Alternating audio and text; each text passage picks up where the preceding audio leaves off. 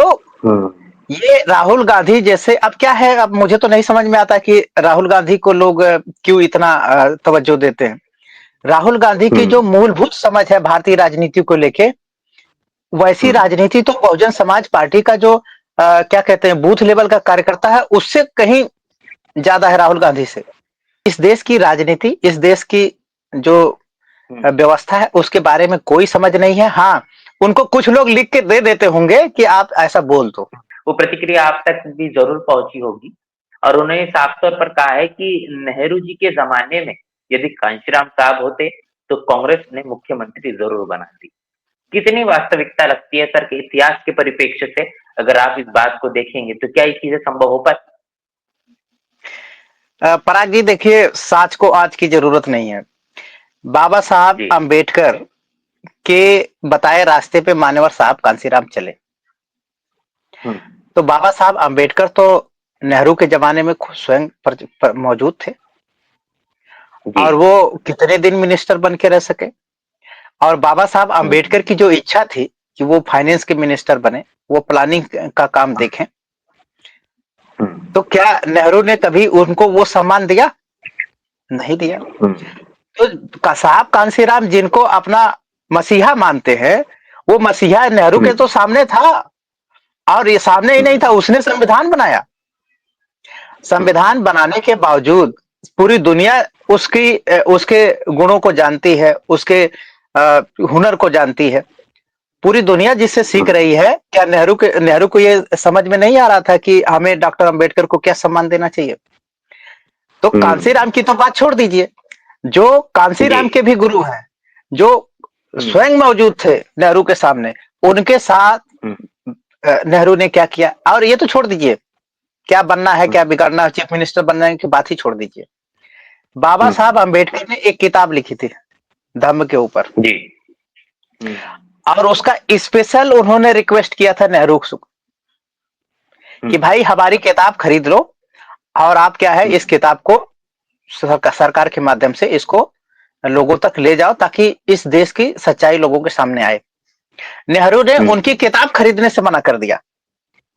तो जो व्यक्ति बाबा साहब की लिखी किताब नहीं खरीद सकता, बाबा साहब के विचारों को आगे नहीं बढ़ा सकता, वो कांशीराम को चीफ मिनिस्टर कैसे बना देता? ये तो एक बात है। दूसरी बात, बाबा साहब अंबेडकर जो है, क्या वो कभी कांग्रेस का मेंबर बने? क्या वो कभी कांग्रेस के माध्यम से कोई संघर्ष किए? क्यों नहीं किए?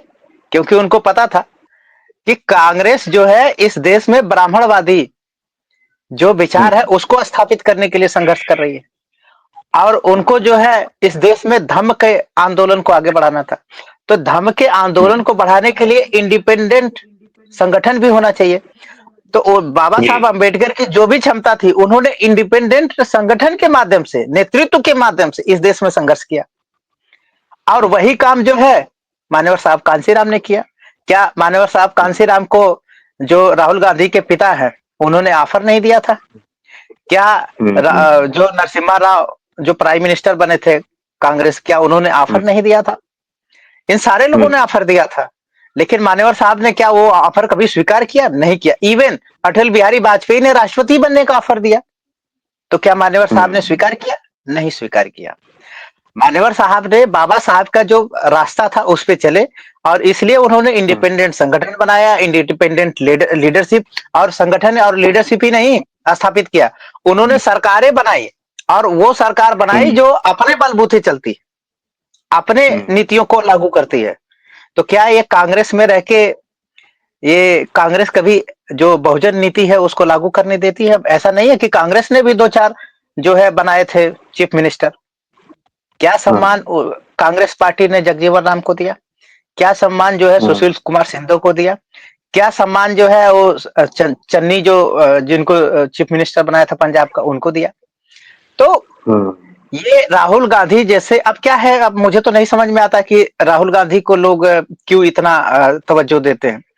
राहुल गांधी की जो मूलभूत समझ है भारतीय राजनीति को लेके, वैसी राजनीति तो बहुजन समाज पार्टी का जो क्या कहते हैं बूथ लेवल का कार्यकर्ता है उससे कहीं ज्यादा है राहुल गांधी से। तो मुझे नहीं लगता कि बड़ी बात कर रहे हैं। हाँ, बिल्कुल। तो राहुल गांधी को इस देश की राजनीति, इस देश की जो व्यवस्था है उसके बारे में कोई समझ नहीं है। हाँ, उनको कुछ लोग लिख के दे देते होंगे कि आप ऐसा बोल दो, क्योंकि वो गांधी नाम के, उनका सरनेम है गांधी, तो उनके चमचे लोगों को लगता होगा कि गांधी सरनेम से ये बात जाएगी तो वो बहुजन समाज में असर करेगी, तो वो उनको कुछ नहीं लेना देना है। लेकिन वो क्या है, चूंकि चमचों के कहने पे, अपने चमचों के कहने पे वो क्या है, वो भाषण पढ़ देते होंगे। इससे ज्यादा उनकी कोई भारतीय राजनीति में न दखल है न समझ है। और इसीलिए ऐसे जब तक अपोजिशन के लीडर रहेंगे तब तक हिंदुत्व की राजनीति जो है बीजेपी के नेतृत्व में क्या है, फलती फूलती रहेगी। बहुजन समाज की हर खबर पाने के लिए चैनल को सब्सक्राइब करें, लाइक करें, शेयर करें। नेशनल चौपाल को बचाने के लिए ज्वाइन बटन क्लिक करके चैनल की सदस्यता लें और चैनल को आर्थिक मदद करें।